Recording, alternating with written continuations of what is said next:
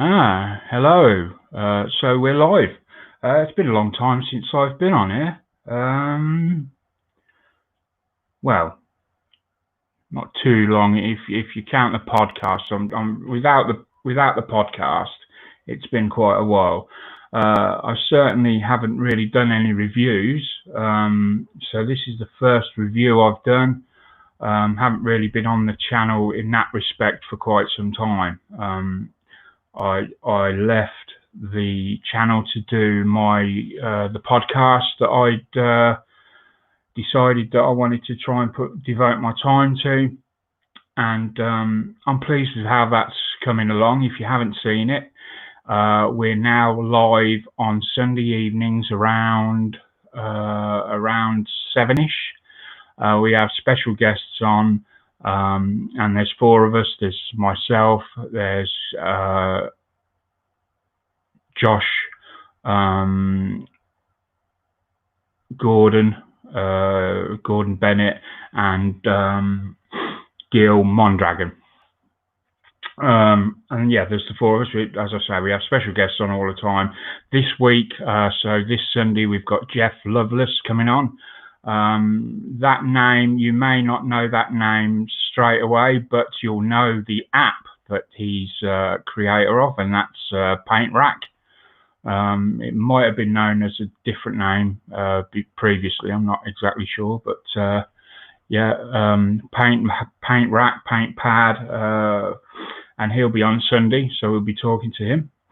But today we are going to be looking at the Airfix 1/72 McDonnell Douglas Phantom. This was Airfix's new tool when they sort of revamped everything. They brought out a load of new kits, and the Phantom was one that they had all new tooling on. I was after it right from the word go when I saw it. The Phantom is a jet that I love, and I've only ever built one other, and I think that's on my channel somewhere.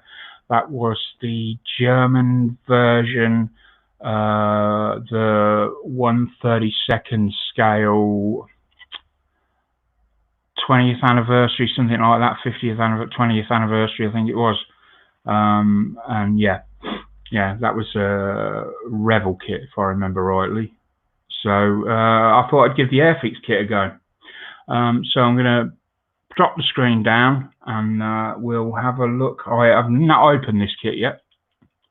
So there it is. It's still sealed out. I've got no idea what to expect in here. It's, you know, not been opened at all. So let us have let's have a look what we've got in the box. Tape. Right, there we go.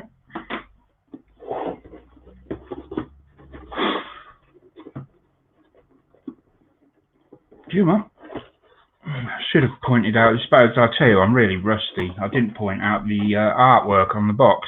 I believe, I'm going to say, is that a photo? It looks like a photo. It's a very good drawing if it's not. Let me just put it the other way, because I don't know how you guys are seeing this. So there we go. That's it. It's obviously on an aircraft carrier, because it's got the extended front leg there, which they use. The interesting thing I found, they've got their, is it the Westland Wessex? I can't remember off the top of my head, but it's there in the background. And I believe that was another one of their kits that was going to be a new tool at the time. So yeah, I like that little touch there. Everything else is typical Airfix. You know, you've got the big logo, of which people know I'm not an absolute fan of, and just the regular bits and bobs that they have on all their kits. It's very much the same. And then on the back there, the 3 different schemes, which are interestingly upside down when you have the box the right way up. Oh, didn't notice that before. There you go. Yeah, when you look at it on the shelf, unless they've stacked it upside down, I don't know what the point is of that, but there you go. Right, where were we? Anyway. So already there's quite a bit of plastic there, or there appears to be.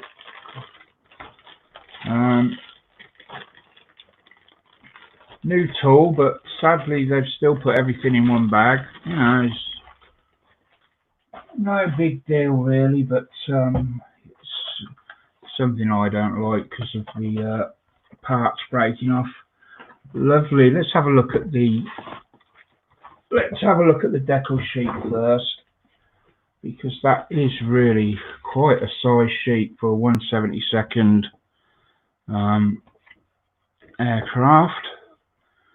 There's a lot of decals and stencils on there. So obviously the stencils are the tiny ones, the decals are the bigger things. Apologies for the lighting. My main lighting system went on me, so I've bought two of these actually, and they're quite good. You know, flexible arm on them. They're really good for work down here, but when it comes to showing close-ups and stuff like that, you get that shadow comes across because they're not high enough. So I have to look into that. But anyway, that's your decal sheet. That will be cartograph, I'm sure. There's two neon flamingos there. I hadn't noticed them before, but just in case you want to see them, there they are down at the bottom corner there. Let me bring them down so you can see in the light. Two very bright neon flamingos. Let's pop them back. New type of instruction sheet, and we have we got one or two. Well, we've got two fold out designs. So these are the two. Is it two? Yeah. Which is quite a nice thing. So now you can, instead of having them look before on the back of the box or anything, you've got these, and you can just pick the one you're using, stick it in front of you, or you know, prop it up somewhere, pin it to the wall, and you've got it there in front of you all the time, which is quite a nice touch. Same here. So yeah, there's three different designs. And then on the back of your other sheet, you've got all them stencils that need doing. Oh my good lord. Isn't there a lot there? That's quite a lot. So there we go. Put them in there. Then we've got the new type of instruction. I don't know how long you can keep calling something a new type. Until you know they're no longer new, basically. So you know all this various, and they've got different coloured points. I can't remember what it means for red. It's been that long since I've built a Revel kit with a new type. I think, so there you go. Nice. So there's quite a lot of steps to this kit for a small 1/72nd scale aircraft. There are quite a lot of steps. I mean, what are we up to here? 71, 78, 84. That is without a doubt a very in-depth 91, and then even on the back page. And there we finish on 111 steps. I've built 1/24 kits with less steps than that. Excellent. So that brings us to the plastic.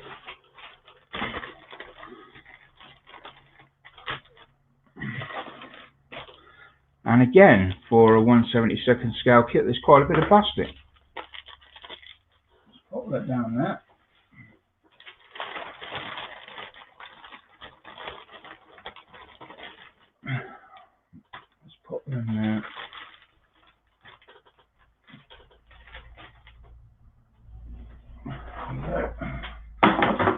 Look at them one at a time. We'll start with the fuselage halves, and first thing, they are very well, very nicely done.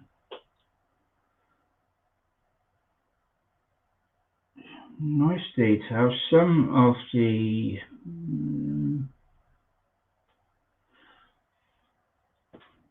I don't know whether you'd class it as really sharp. It's some of the details a bit soft, but I like it. Now this is going to be the problem with the light, whether I can get you a decent. Let me see if I can bring something over to raise the light a bit, so that I can. That's better. That's a bit better. There we go. Right, so now I can do that.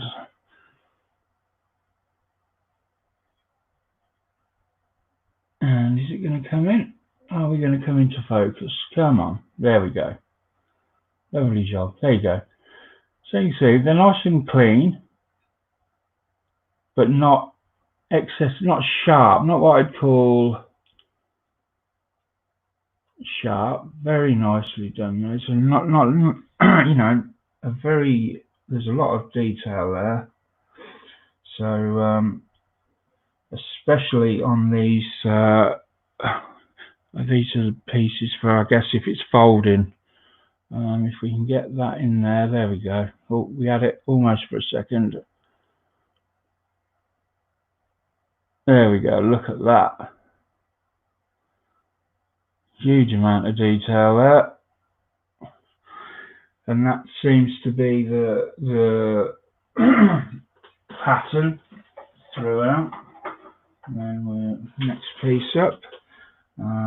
So I think we're looking at mainly weapons here.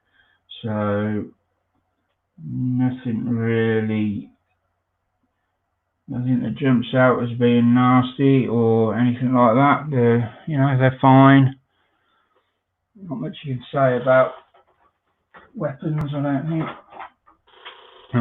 Then we've got so this is going to be the base of the cockpit, I believe. I've got a feeling the cockpit's going to sit here. This is the interior, the base of it, and then you've got all your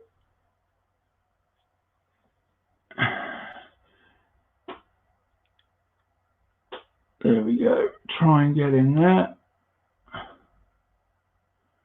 Nice detail there. So it's going to be one that takes a panel line wash very nicely. That's going to look really well. And then you've got some much fainter sort of detail lines on the. There we go. So they're not panel lines, but they're just raised detail, and it looks quite a lot on there, but when you actually got it in your hand, it's very subtle. Very nice, and that's the detail from the bottom of the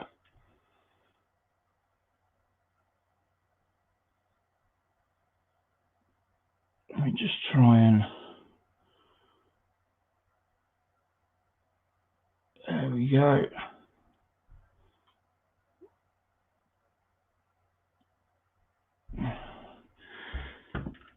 Nice lovely detail there. So Airfix have really upped their game now. It's a lot better than it was. Work is a lot better than it was. Yes, this looks like it could be a very nice kit to build. I'm a big fan of Airfix plastic. I know there's many people out there that don't like it, but I do. I like the way it sort of glues together, melts together. I'm just trying to. There's some very fine detail work there that I'm trying to show you. And let me just see if I can get in close enough. Just going to try and, I've lost it where it is myself now. There it is on the bottom of these. Let me go there.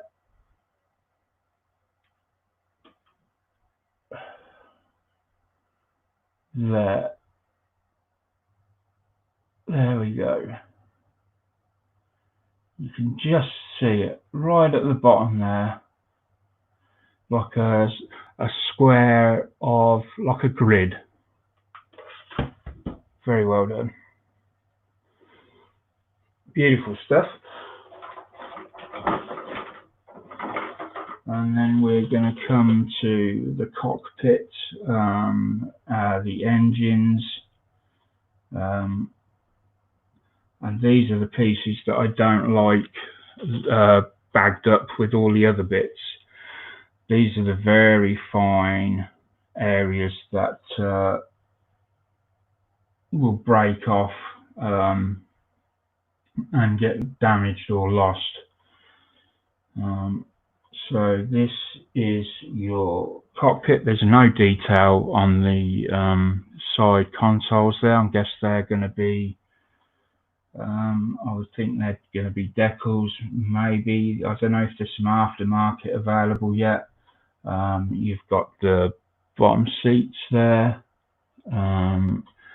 and you've also got the ejector, the seat ejector handles there. I believe they're for that.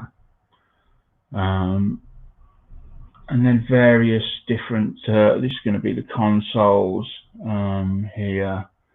And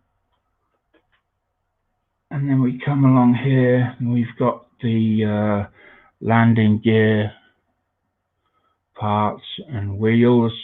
The wheels are weighted, so you've got that little bulge at the bottom of the tyres to give the effect that it's sitting on the ground. And then we've got so the turbine fans and mechanisms there to give you that give you the look of the turbine. And I would think you've probably got two options on the front landing gear, one for that high landing gear and one for maybe sitting low.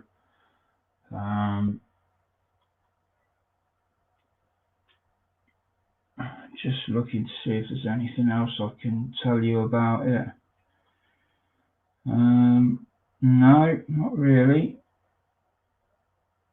But again, there's some very, very small pieces there, which looks like they've been molded very well. And then on here, we've got some more weapons.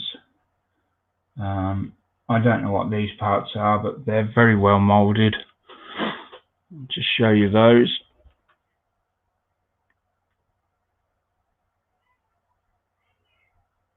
Oh, it's such a...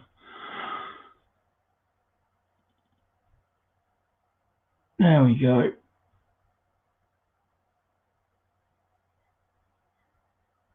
There we go, at the bottom there. Nice detail on those. You know, if you can get your painting on form. Yeah. And then we've got these lovely detailed heads for the rocket. Can't remember what these are called. There we go. I really need to get my lighting sorted out now. It's clear that that's going to be a problem. So this is the glass now. Last bag. Hi, Gordon.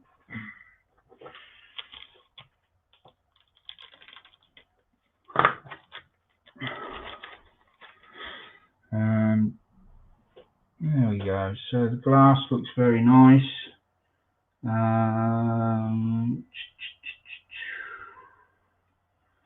Just looking at there's there is a seam that runs, it's very faint, but there's a seam that runs all the way across the top there. I do not believe it's meant to be there. It doesn't look as though it's a framework. It does look as though it's part of the moulding process. Got some lovely detail in other areas, so it's nice and clear. And then you've got a couple of pieces that are a bit small, well, a little bit scrappy.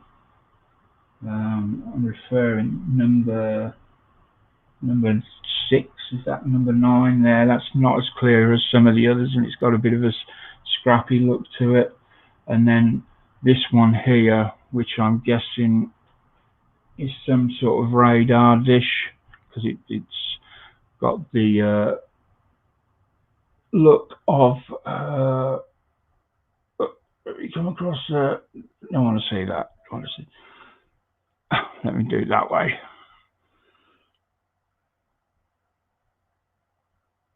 Some sort of radar dish, not sure what, but the canopy itself quite clean. Just that little seam line, you're not going to see it on this camera, you're not going to see it. So there we go. So that is the McDonnell Douglas Phantom. I'm just going to pop it all away now. I'm going to leave the camera running for a little bit. Might show you what I've been working on. Let me just. It's a shame that all this has to go in the one bag. I don't know whether to leave it out of the bag, to be honest. It might be safer to do it that way.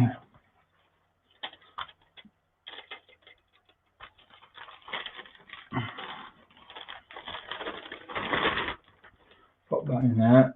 I've got all that in. There we go.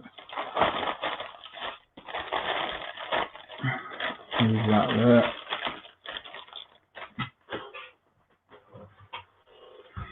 All in all, looks like it could be a nice little kit.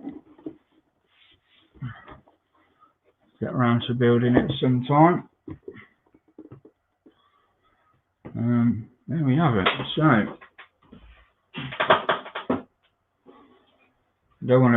So I've been doing some other bits and pieces during the during our lockdown, as it were. I bought a resin printer, so I've been printing off a lot of resin pieces. Well, I say a lot. I've printed off 2 in total, but all are separate pieces. Really pleased with it. A lot better than the other one. And of course, I'm still working on this Rolls-Royce Continental.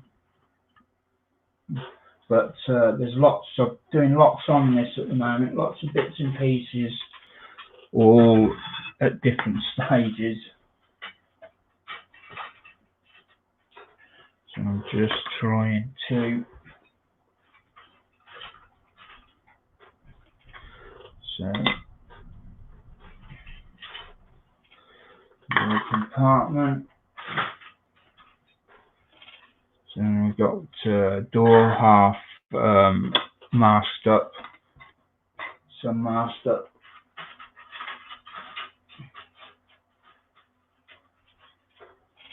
Engine covers. Got one of them. There's the other. There's the other door.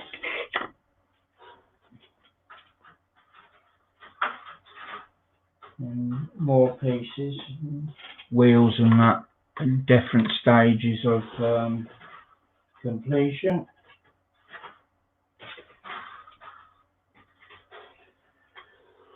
Such as these, if I've got these done as well.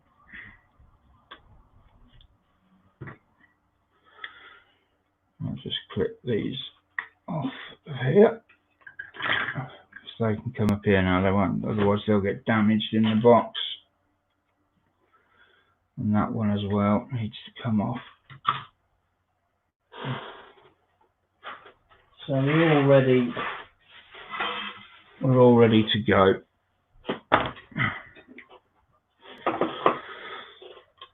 Yeah, and that's where I'm at with that. Taking my time. I'm only doing a little bit every day. But I'm starting quite early. I do get up very early in the day now. I seem to be getting up earlier every day and going to bed earlier every night. So this is going to sit in the back there, like that, and then you've got the roof comes on there like that. It's not finished at the moment. The other part of the roof's out there. It's had a silk matte clear coat put over the top, and there we go. What is anyone else that's in here doing anything? I know what you're building, Gordon. I don't know who else is in.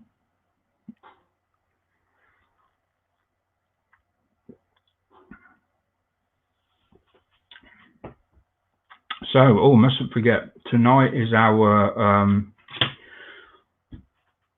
so every week, Friday and Saturday we have a hangout. So Friday and Saturday nights we have a hangout. Sunday night is the night we do our live podcast. If you want to join in the hangout on either the Friday or the Saturday night, then you just need to be a member of the Sprue Surgeon waiting room. Easy to find. Just go on Facebook and type in Sprue Surgeon WR in Sprue Surgeon and then WR in capitals, and it should take you to the page. Just need to be a member there, and you'll get the link to join the hangouts, which we have a good laugh. And then, as I say, that's on Friday night, Saturday night, and then Sunday night we have our live podcast. Yeah, that's about it, really.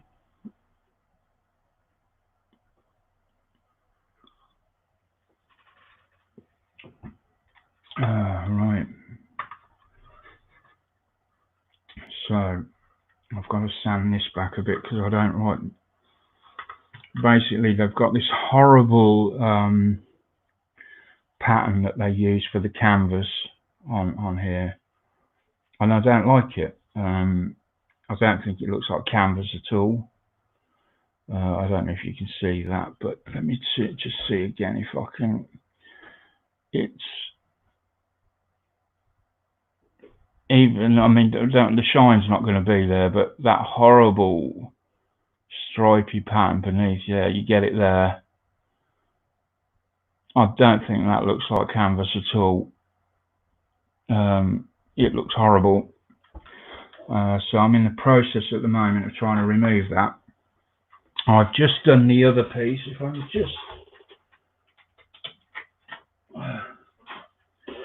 So this is just drying. I've tried to take it down a little bit, but I don't know whether I've had much luck or not. It's still drying at the moment. So yeah, you can see it's not as in your face. Once that's dry, I will wet sand that down again a little bit. A little bit of dust in there, unfortunately, so that's going to need to be sanded back as well. Need to make sure you cover when you've sprayed. You need to make sure that you cover your piece, because otherwise you will get little pieces like that that will blow in and settle on the surface. So let me just pick. Let's try this one just want something just to.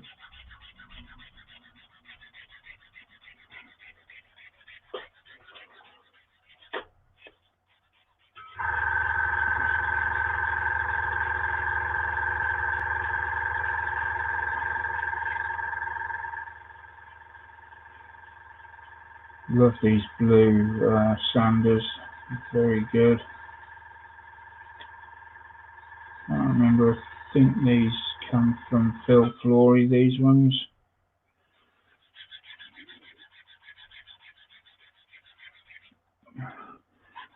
There's a great range of sanders.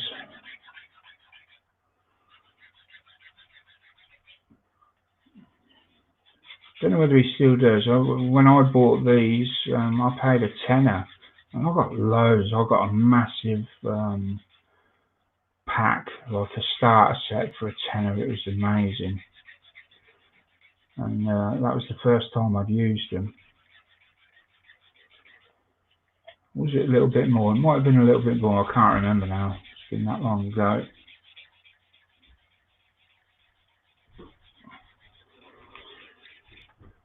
So, just taking the top off, and then I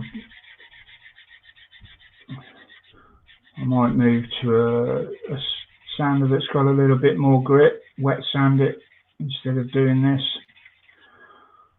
At the moment, I just want to see where I stand with it. Take the shine off so I can get a better look.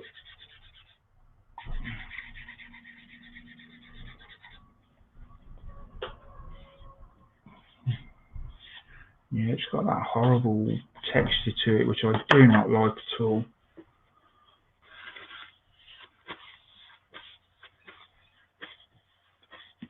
Well, I'm going to carry on, but there we go. That's about half an hour. That's good enough for a short review and a short kit.